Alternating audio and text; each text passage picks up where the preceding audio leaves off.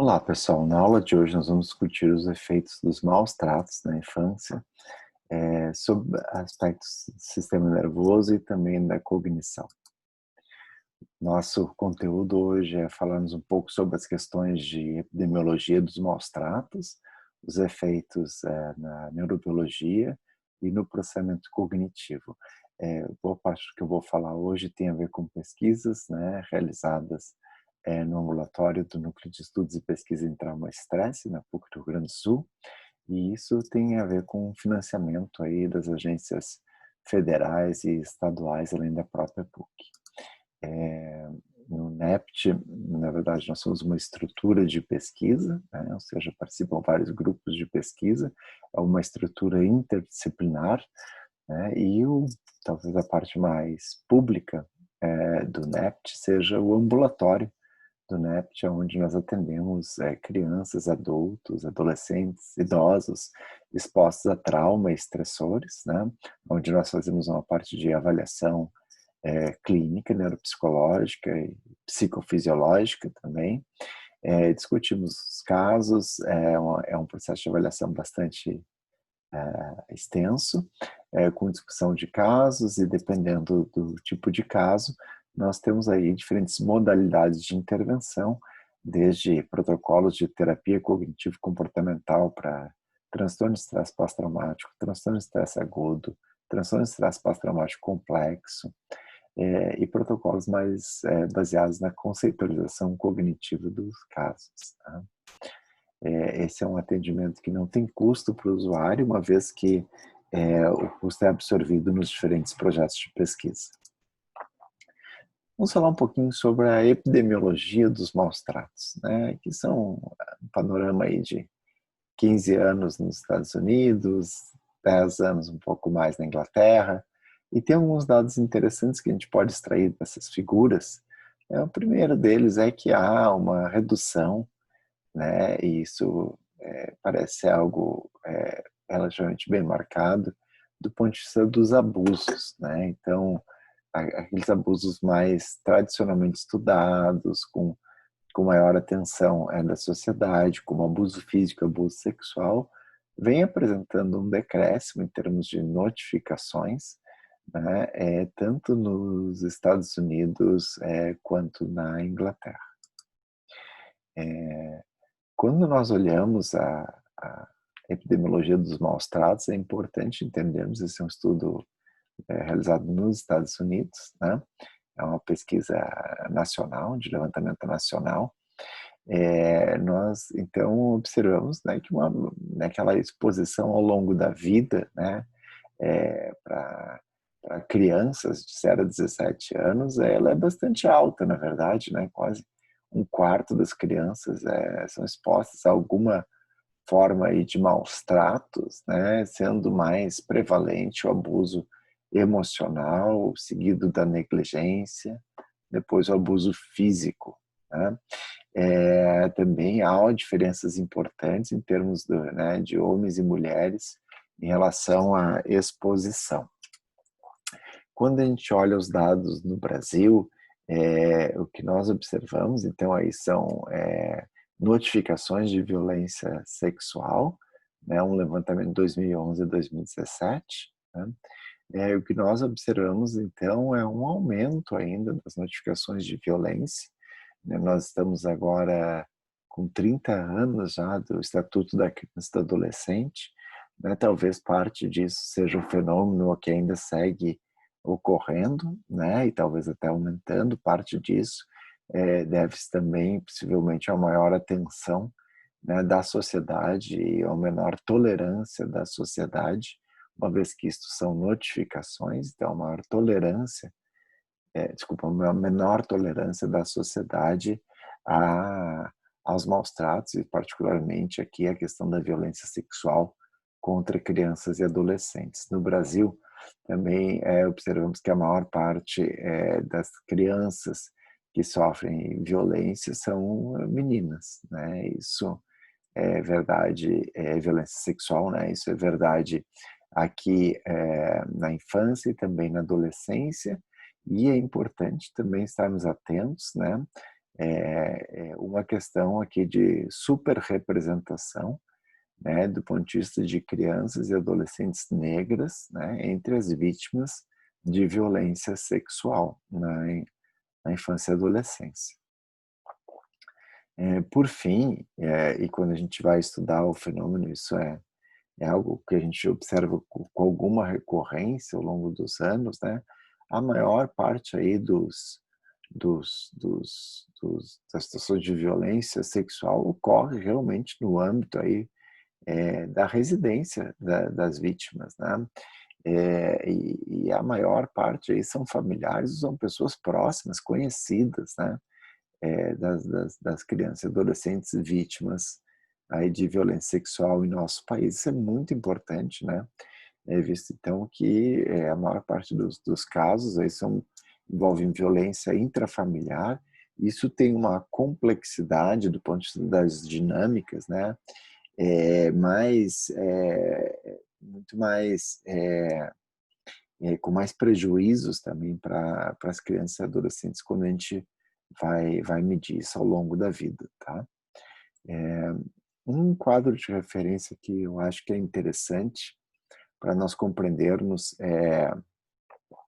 esse interjogo entre risco e resiliência, esse quadro que coloca aí o indivíduo num contexto, né, numa ecologia do desenvolvimento, né?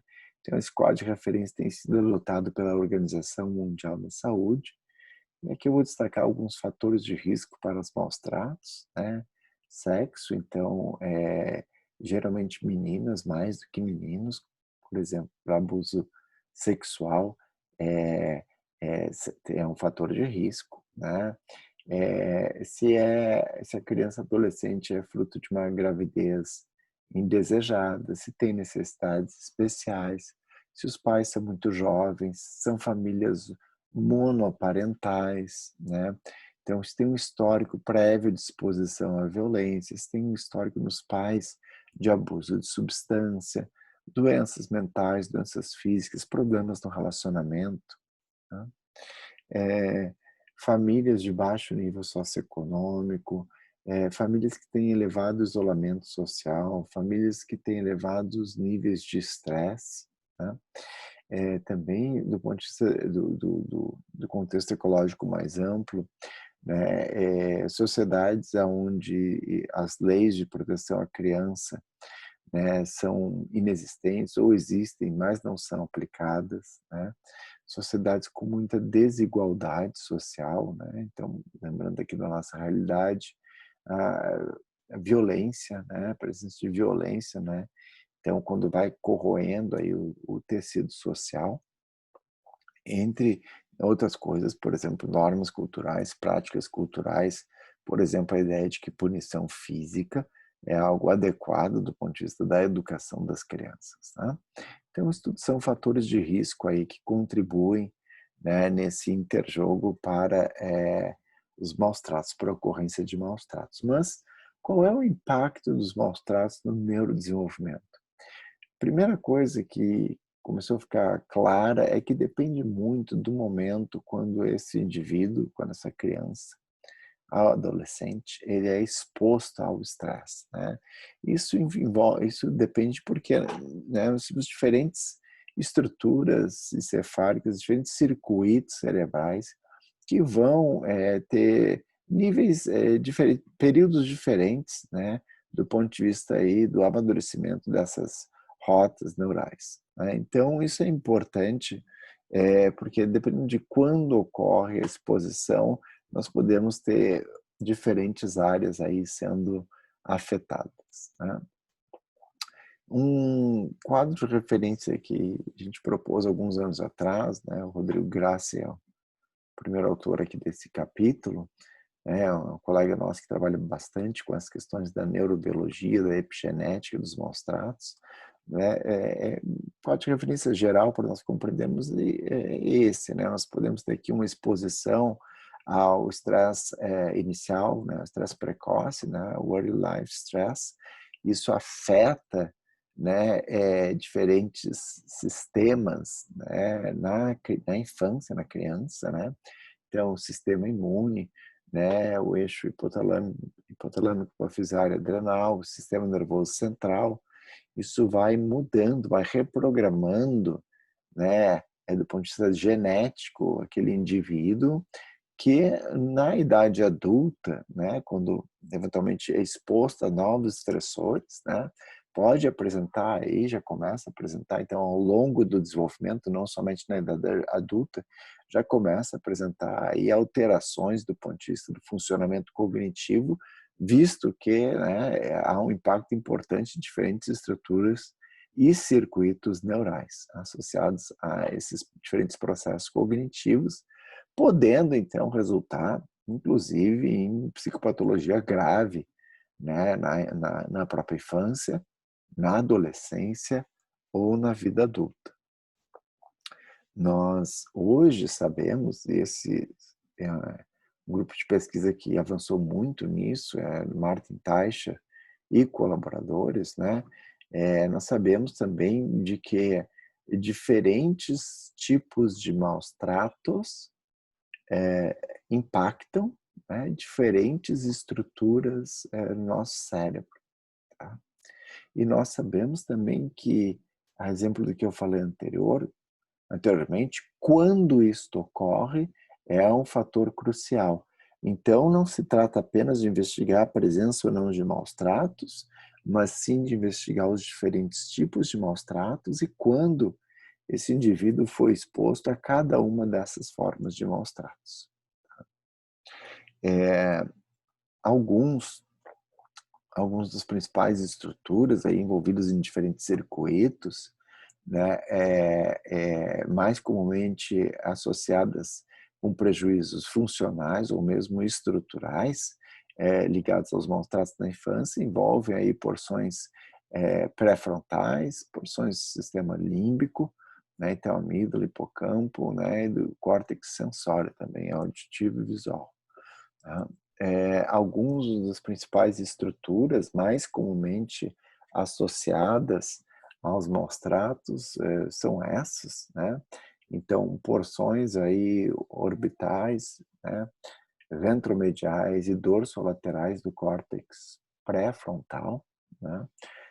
Amígdala bilateral, hipocampo, regiões hipocampais, e córtex cingulado anterior, né? Então, essas estruturas, na verdade, é melhor nós pensarmos isso em termos de diferentes circuitos frontais, corticais, subcorticais, né? E olhando a partir né, de diferentes tipos de pesquisa, em estudos animais, em estudos de neuroimagem, estrutural, funcional, em exame neurológico, em avaliação neuropsicológica, né? Uma série de informações, né, a partir de diferentes tipos de estudo, de estudos repetidos, estudos de meta-análise, né, sugere fortemente aí uma alteração, né, no neurodesenvolvimento associada aos maus tratos na infância. Sabemos também que não é apenas o sistema nervoso, né, outros sistemas do nosso corpo são afetados pela exposição ao estresse, né? Então, o sistema reprodutivo, o sistema cardiovascular, aspectos metabólicos, sistema imune, né? Os maus tratos é algo, né, que impacta, né, não somente os nossos processos cognitivos, mas impacta a nossa neurobiologia, impacta o nosso corpo, a nossa fisiologia de uma forma bastante ampla. De fato, esse aqui é um quadro, uma ilustração geral, assim, proposta por um autor que chama Charles Nemeroff, e aqui é um slide da apresentação dele, mostrando aí as diferentes dimensões, né, que são impactadas aí pelos maus tratos na infância. Tá? Um artigo que eu sugeri para acompanhar essa nossa aula de hoje tem a ver com as repercussões do ponto de vista do desenvolvimento da exposição aos maus tratos na infância E esse autor, Dante Chiquete, ele acho que é um autor bem interessante nessa área, né? Sugiro que você possa se aproximar um pouco das publicações desse autor, desse grupo, né? Mas ele sugere aqui que os impactos, né, afetam, na verdade, diferentes níveis, diferentes processos do ponto de vista da nossa emoção, né? Impacta também as relações de apego, a formação de vínculo, né, esses modelos internos, né, de trabalho que nós vamos depois carregar para as nossas outras relações na vida, né, impacta as questões de autonomia, de senso de self, o relacionamento com pares e também, né, impacta negativamente no sentido de traços de personalidade desadaptativos ou mesmo transtornos da personalidade. Olhando aqui alguns aspectos mais específicos, né, do abuso sexual, nós sabemos aí que o abuso sexual está relacionado a uma série de desfechos negativos na infância, que são aqueles desfechos de curto prazo, né? É, baixo desempenho acadêmico, quadros de ansiedade, problemas comportamentais, psicológicos, depressão, níveis elevados de dissociação e sintomas dissociativos, problemas emocionais, entre outros problemas, né, problemas somáticos, suicídio, tentativas de suicídio, né, entre outros problemas, né, que normalmente se manifestam na infância. Mas é importante observarmos que os efeitos do ponto de vista do desenvolvimento vão para muito além da infância, né? Então aqui é uma revisão das consequências na vida adulta da exposição ao abuso sexual na infância. E vocês podem ver aqui que a lista é bastante longa, né? Uma série de transtornos mentais, é, problemas, né, em várias áreas, né, de funcionamento, para além das questões dos transtornos mentais. Tá? Então, isso aqui é uma lista bastante longa dos efeitos de longo prazo da exposição ao abuso sexual na infância.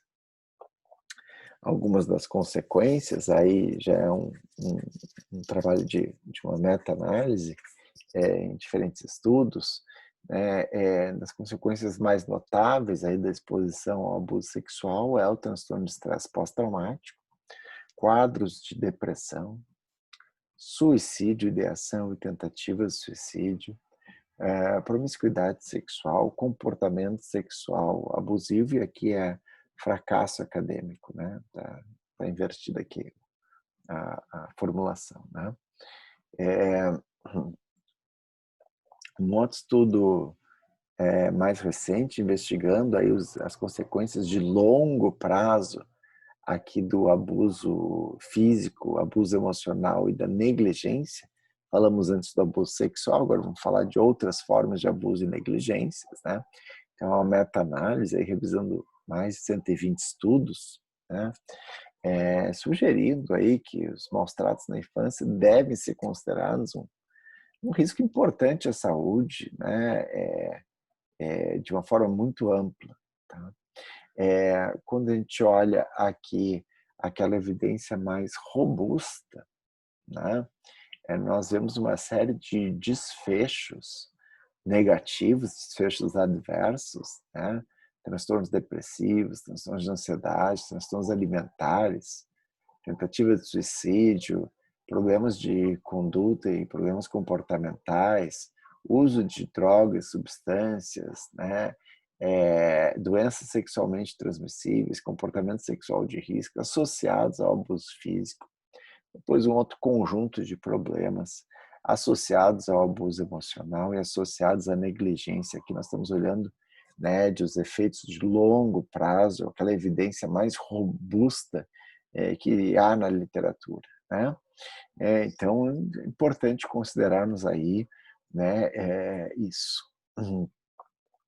Algumas das consequências aí da exposição a maus tratos, né, sugerem, então esse estudo, acho um estudo muito bacana, mas sugere aí um aumento, né, de mais de 4 vezes no risco aí para desenvolver TEPT, após a exposição a maus tratos na infância, um risco aí de 2,7 vezes de depressão, 2,5 vezes de ansiedade, né, abuso de álcool, abuso de substância, tudo isso então fortemente associado à exposição a maus tratos na infância. Então os quadros de psicopatologia na infância, mas mais notavelmente na adolescência e na vida adulta são muito importantes, né? A gente tem tentado explorar um pouco mais, né? Eu falei de uma forma mais ampla os efeitos dos maus tratos do ponto de vista do nosso corpo, do nosso cérebro, da psicopatologia, né? E agora é importante a gente pensar, né? Obviamente que os efeitos da exposição a maus tratos, né? Naquelas estruturas que eu mencionei e nos circuitos, né? Nos quais essas estruturas estão envolvidas, é óbvio que isso tem uma manifestação num outro nível de análise, né, que é a cognição, né? Então, são os processos cognitivos. Tá? A gente tentou fazer uma revisão aí de revisões sistemáticas, juntando um pouco dessas informações, está disponível aí nesse artigo, foi publicado em 2015, né? Disponível no Cielo, enfim, livremente. Um outro estudo, a gente investigou aqui um grupo de crianças vítimas de maus tratos, né, e um grupo de comparação com crianças com idade comparável, sem diferença significativa de idade, sexo e nível socioeconômico. Claro que quando a gente vai observar a psicopatologia na infância, usando, por exemplo, CBCL, né, que vai medir aí os sintomas, né, a gente consegue aí observar, né, diferenças importantes do ponto de vista de sintomas clínicos, né, de psicopatologia, entre os grupos, né, mais de uma forma mais evidente, né, os crianças vítimas de maus tratos têm muito mais sintomas, né, de transtornos mentais do que as crianças no grupo de comparação. Tá? Mas algo que nos chamou muita atenção, e há alguma literatura sobre isso, obviamente, é o fato de que quando nós vamos medir QI com uma escala que estima QI, que é o WASI, né, nós encontramos uma diferença de mais de 20 pontos, né, no QI entre as crianças vítimas de maus tratos e as crianças do grupo de comparação. Tá? Isso é algo interessante, né? Que foi observado. Nós também investigamos um pouco a interação entre os aspectos de psicopatologia e as questões aqui de inteligência, no caso, né? E há uma certa independência aí, pelo menos do ponto de vista dos prejuízos cognitivos, né, em relação aos sintomas pós-traumáticos do grupo de maus tratos. Investigamos também um outro grupo aqui de crianças expostas a maus tratos, né, com um grupo de comparação, né, e aqui equiparáveis também do ponto de vista socioeconômico, né, de novo, né, nós encontramos aí problemas, né, do ponto de vista de sintomas, né, quando a gente vai medir isso com o CBCL, quando vai medir isso com o TSCC, Trauma Symptom Checklist, for Children, né, então é uma medida amplamente usada do ponto de vista de medir, de avaliar os efeitos da exposição a trauma em crianças, né? Usando também o inventário de depressão infantil, uma escala de ansiedade na infância. A gente observa aí, de uma maneira geral, diferenças em vários desses domínios, né, clínicos, né? Mas de uma forma muito interessante, a gente vai observar uma série de prejuízos em diferentes funções cognitivas, né, os sistemas cognitivos. Já falei sobre a questão da inteligência, né, nós também verificamos em algum grau, né, prejuízos atencionais, embora isso de uma forma não tão pronunciada, mais claramente prejuízos em memória de trabalho, né, em diferentes testes que avaliam memória de trabalho, inflexibilidade cognitiva em algum grau, dependendo da medida que a gente, da subescala que a gente vai usar, e controle inibitório também. Sugerindo aí, né, dados aí sugerindo algo que a gente tem tentado investigar um pouco, que é o prejuízo em funções executivas em crianças vítimas de maus tratos, né? Funções executivas é um construto bastante central aqui para nós, do ponto de vista de hipótese, né? E tem a ver com aquela organização temporal do comportamento dirigido a objetivos, né? São funções altamente complexas, né? Há uma certa discordância teórica sobre quais são os componentes dessas, que nós chamamos hoje de funções executivas, né?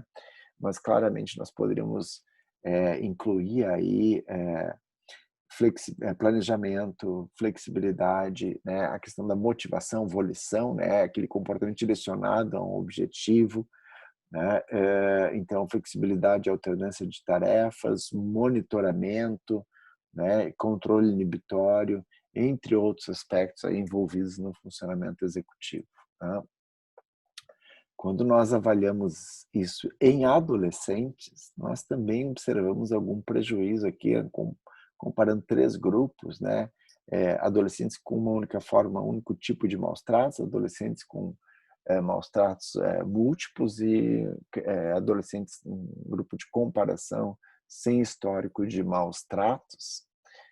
E o que a gente observa, de uma maneira geral, é uma diferença, né, quando a gente compara, né, os maus tratos com um grupo de comparação, né, os maus tratos vão pior de uma maneira geral, mas mais notavelmente aquelas crianças com um único tipo de maus tratos parecem ir um pouco pior do que as crianças com múltiplos tipos de maus tratos, o que não é um achado comum, né? O mais comum a gente vê um efeito cumulativo aí do trauma, né? Mas especialmente aqui falando das questões das tarefas de flexibilidade cognitiva e velocidade de processamento, tá? Processamento visual.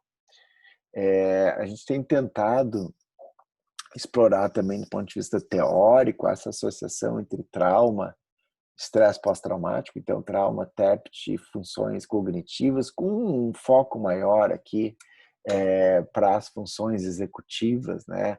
As funções normalmente mais estudadas têm a ver com memória e atenção, mas a gente tem tentado dar um direcionamento aí, porque isso tem muito a ver, as funções executivas têm muito a ver com a adaptação do indivíduo, né, no seu contexto, né? Então, isso é algo extremamente importante, né? É, quando a gente vai fazer uma revisão de literatura, então a gente estudou aqui crianças vítimas de maus tratos, estudamos adolescentes vítimas de maus tratos, e quando a gente olha a literatura sobre os efeitos dos maus tratos no processamento cognitivo em adultos, né? Então aqueles adultos com histórico de exposição a maus tratos, a gente dá conta que um quadro relativamente estável emerge dessa literatura, e isso tem a ver com prejuízos em diferentes sistemas de memória, então memória episódica verbal, memória de trabalho, prejuízos em diferentes processos de atenção e funções executivas, tá? Sugerindo então que parte daqueles prejuízos associados à exposição a maus tratos lá nos anos iniciais, parte desses prejuízos pode realmente perdurar ao longo da vida, né, prejudicando aí uma sequência, né, dinâmica do indivíduo com o seu contexto, né, mas prejudicando aí a adaptação e funcionamento geral aí do indivíduo já adulto, quando, né, exposto a maus tratos na infância. Uhum. Esse é um outro estudo, né, conduzido pelo grupo do Rodrigo Grassi. Aqui o primeiro autor é o Thiago Viola, né, olhando aqui para mulheres, né, dependentes de cocaína e crack, olhando aquelas mulheres com negligência física na infância, comparando aquelas mulheres que não tiveram negligência física na infância, né, e a gente acha aí prejuízos interessantes, né, do ponto de vista de funções executivas, né, naquelas mulheres, todas elas são, né, mulheres dependentes de cocaína, mas aquelas mulheres que tiveram mais, sofreram mais negligência na infância, que negligência física, têm prejuízos muito mais acentuados do ponto de vista das tarefas de funções executivas aí na vida adulta. Um outro estudo, e aqui nós estamos então começando a olhar um pouco mais, né, para os efeitos de longo prazo da exposição a maus tratos. Então aqui é um estudo longitudinal, feito na Nova Zelândia, com mais de 7.000, originalmente mais de 7.000 crianças, né, acompanhadas aí desde o nascimento, né, na verdade, com acompanhamento pré-natal, né,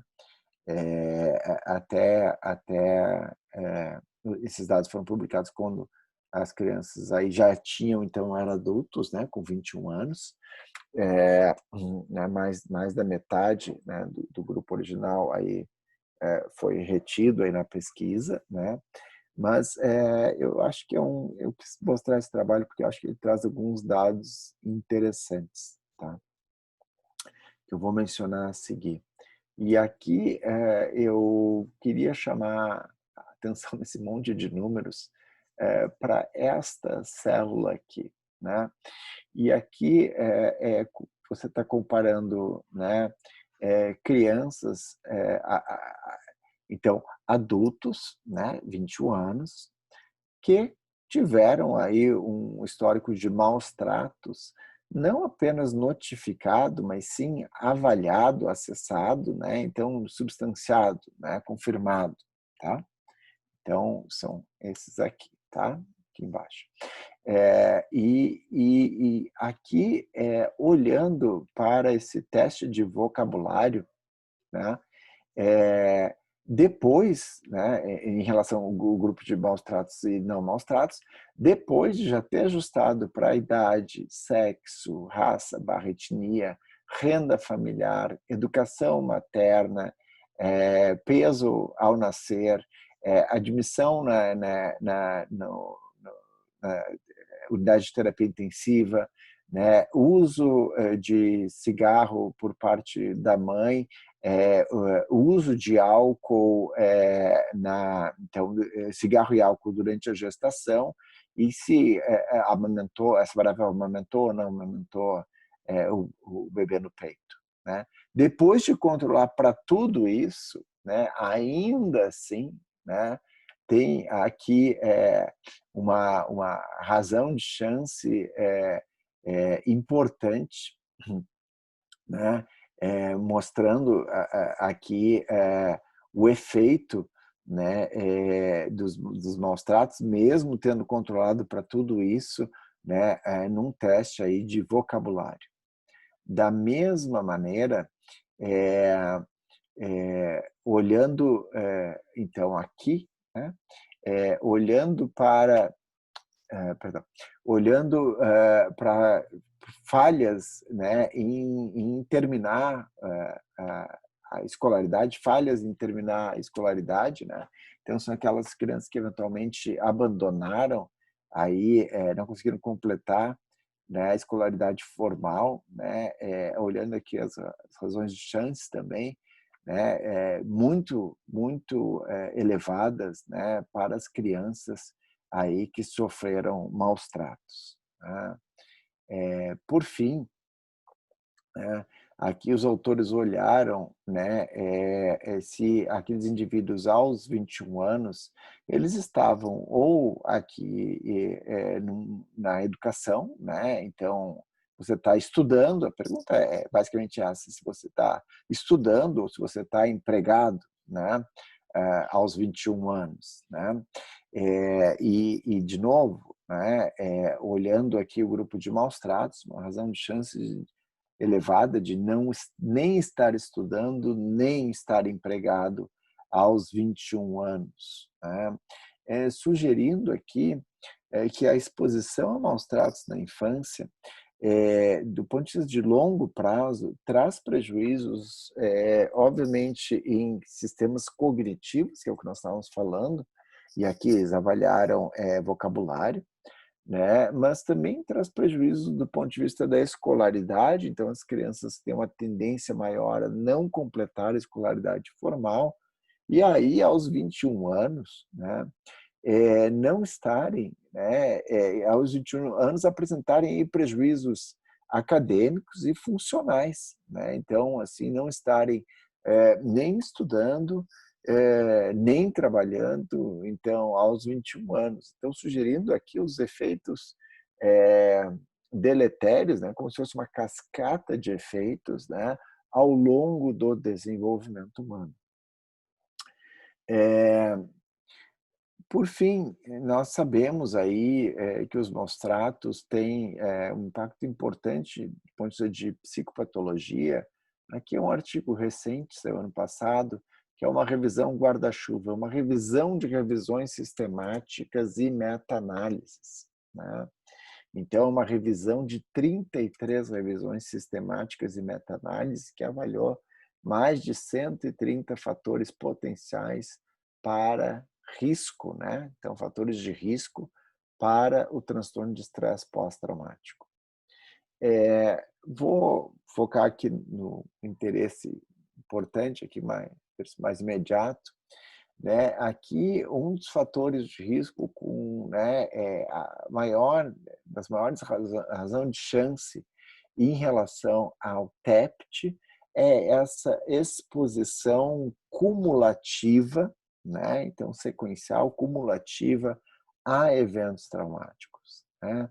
Muito notavelmente, aqueles eventos que se iniciam muito cedo na vida, entre os quais, muito notavelmente, né, aqueles eventos que têm a ver com maus tratos na infância e na adolescência. Tá? Então, a gente sabe que isso tem um efeito muito grande do ponto de vista de psicopatologia.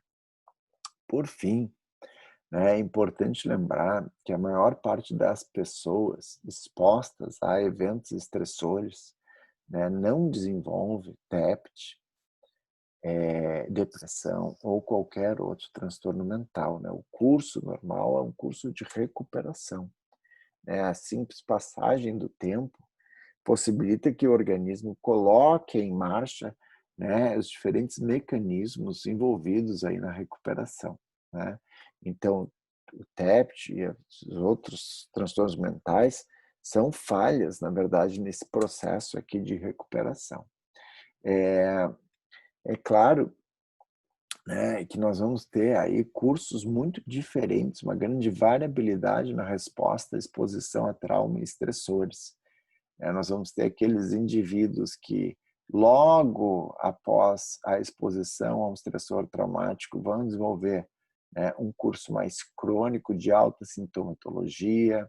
Vamos ter a maior parte daqueles indivíduos que apresentam algumas reações agudas de estresse, mas não desenvolvem estresse agudo e nem estresse pós-traumático e vão se recuperando.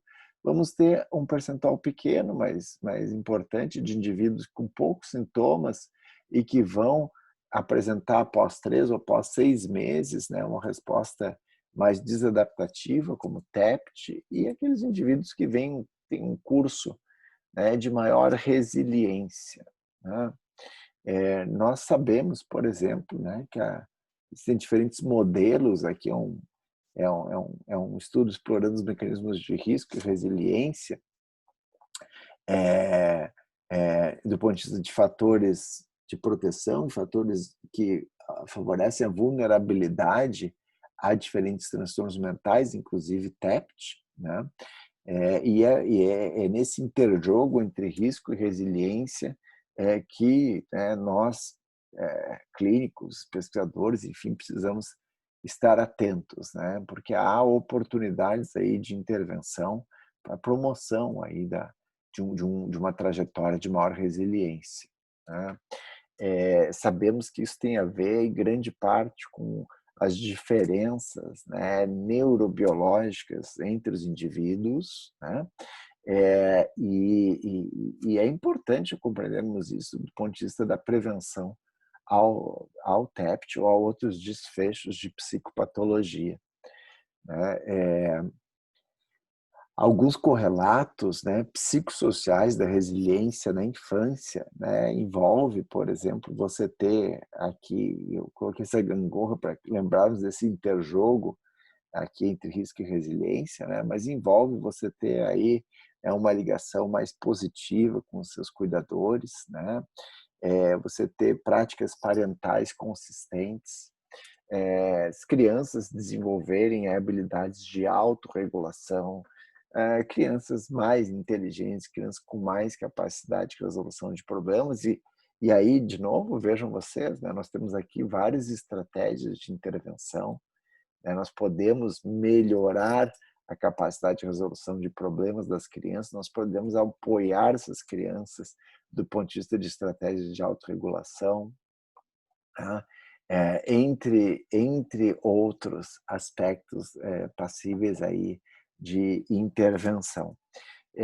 O que eu queria expor, então, na aula de hoje, né, o argumento mais geral, de que a exposição a trauma, e aqui eu foquei um pouco mais a exposição a trauma na infância, especialmente os maus tratos, afeta o nosso corpo, afeta o nosso cérebro e afeta a nossa cognição, né?